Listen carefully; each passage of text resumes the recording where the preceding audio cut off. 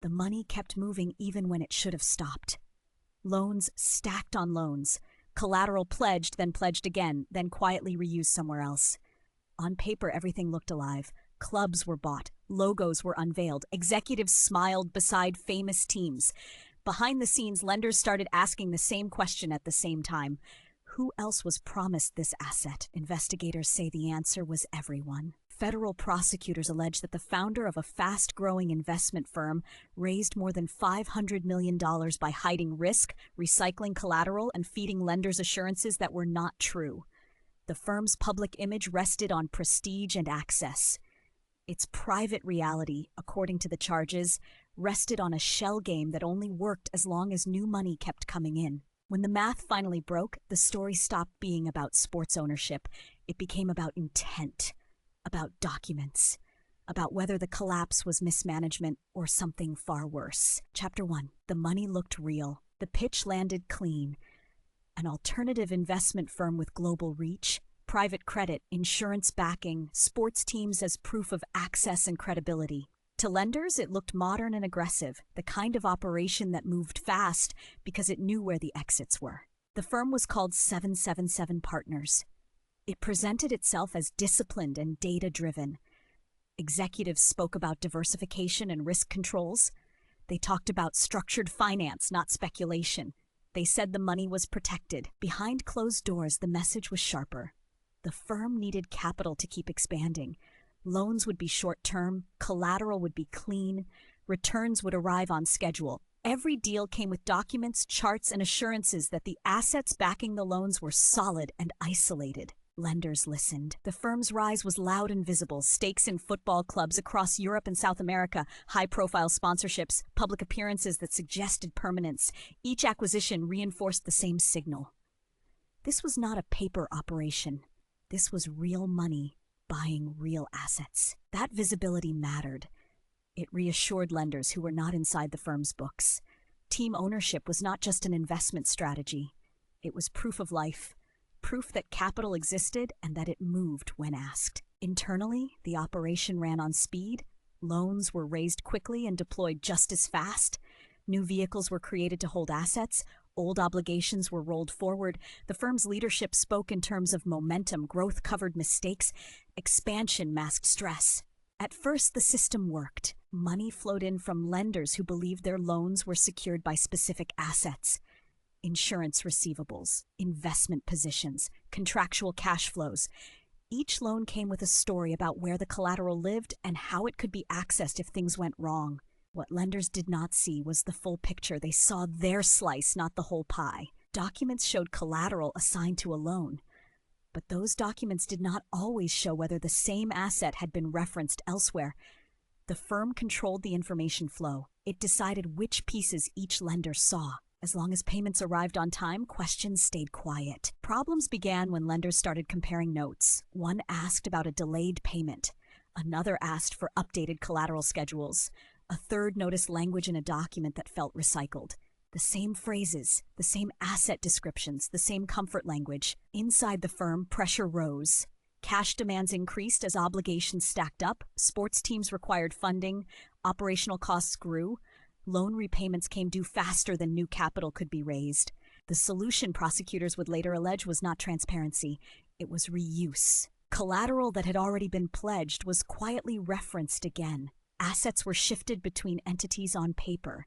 Risk was diluted across structures so no single lender could see how thin the margin had become.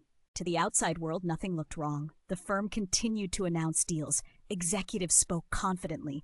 Payments continued, though sometimes late. But inside the loan stack, the math tightened. Lenders asked for clarity.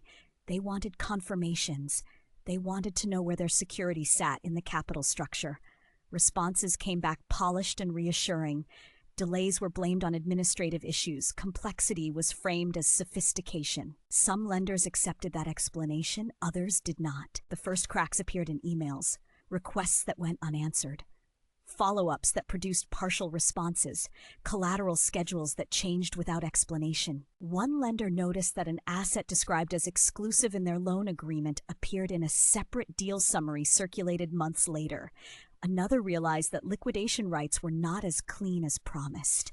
These were not public revelations. They happened quietly, behind conference calls and legal language, but once they started, they did not stop. The firm's leadership continued to project confidence. They pointed to the value of the sports teams. They pointed to future inflows.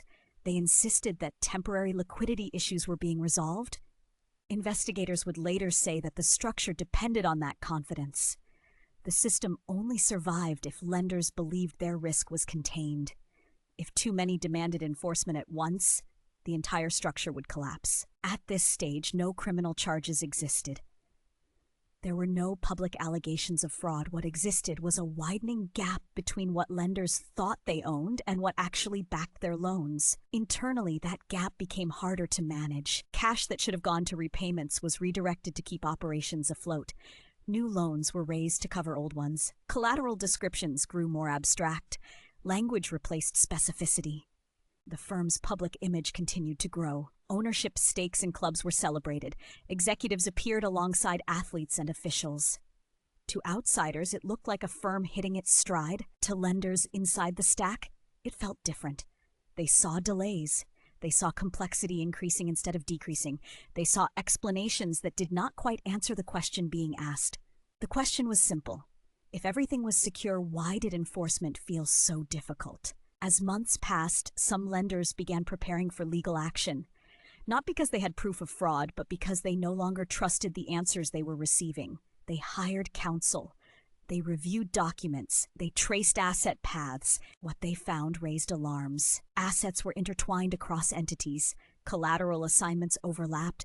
Security interests competed with one another. The clean isolation promised at the start did not exist. This was the moment when confidence shifted to suspicion. Still, the firm did not stop operating. It continued to negotiate. It continued to seek capital. It continued to present itself as solvent and stable. From the outside, the money still looked real. But underneath, the structure was thinning. Every new obligation reduced the margin for error. Every reused asset increased the risk that enforcement would expose the whole system.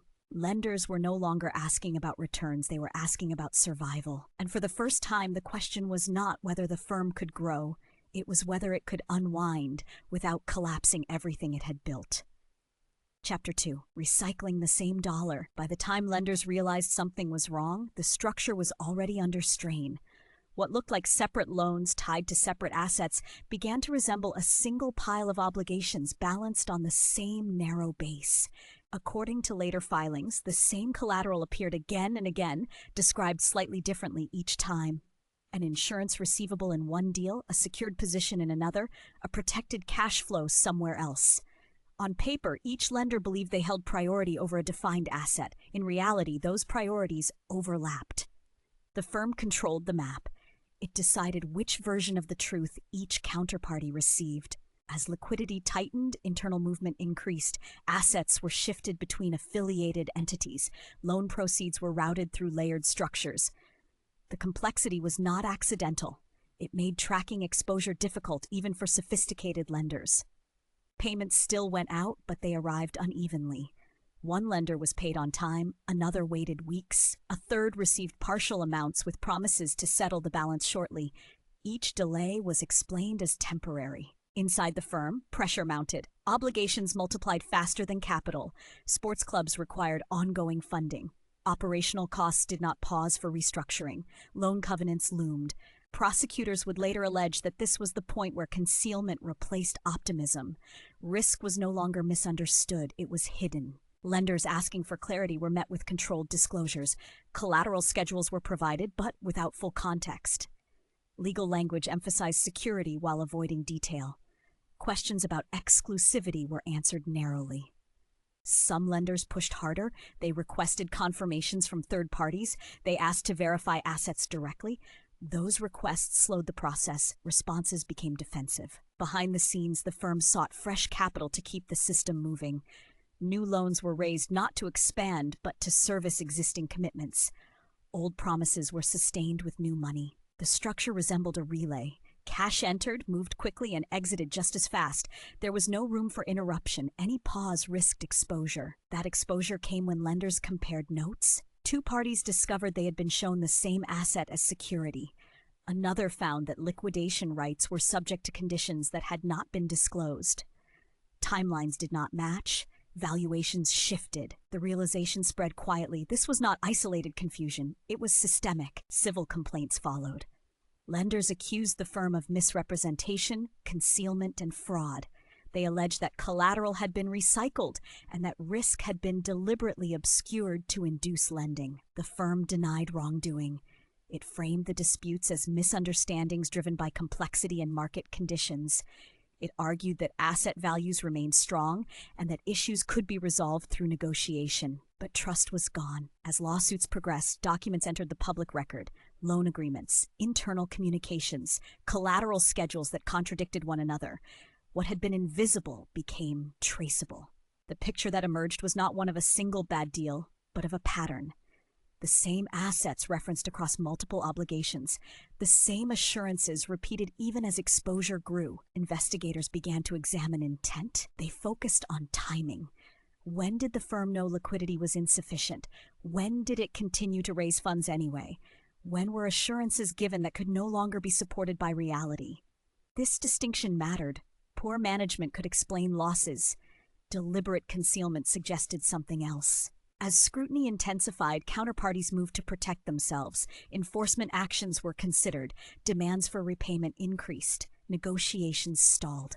The system that relied on confidence now faced coordinated pressure. Internally, options narrowed. Selling assets quickly risked revealing the extent of overlap. Allowing defaults risked triggering cross-claims. Transparency threatened collapse. The firm continued to operate, but its room to maneuver shrank. Every move was watched, every representation questioned. Sports clubs that once symbolized legitimacy now became liabilities. Their funding needs clashed with creditor demands. Their visibility drew attention rather than comfort. The narrative shifted. What had been framed as aggressive growth now looked like overextension. What had been called sophistication now resembled obfuscation. Regulators and prosecutors took notice. They reviewed the civil complaints, they analyzed transaction flows, they traced collateral assignments. The question was no longer whether lenders had been misled, it was whether the misdirection had been intentional. As evidence accumulated, the firm's explanations lost force. Complexity could not explain duplicated collateral. Administrative error could not explain repeated assurances contradicted by documents. The structure depended on isolation. Once that illusion broke, the math became impossible to ignore. By the end of this phase, the firm was no longer controlling the narrative. Lenders, courts, and investigators were defining it instead. What had begun as a private credit dispute was now something larger. The system had not collapsed yet, but it was exposed. And once exposed, it could not be put back together the way it had been before. Chapter 3. When the math broke, the shift from civil dispute to criminal case did not happen all at once. It arrived in pieces: subpoenas, requests for records, interviews that moved from cooperative to careful. What lenders had alleged in lawsuits, prosecutors now examined for intent. The central claim was no longer confusion. It was deception. According to charging documents, investigators concluded that more than $500 million had been raised through representations that concealed the true condition of the firm.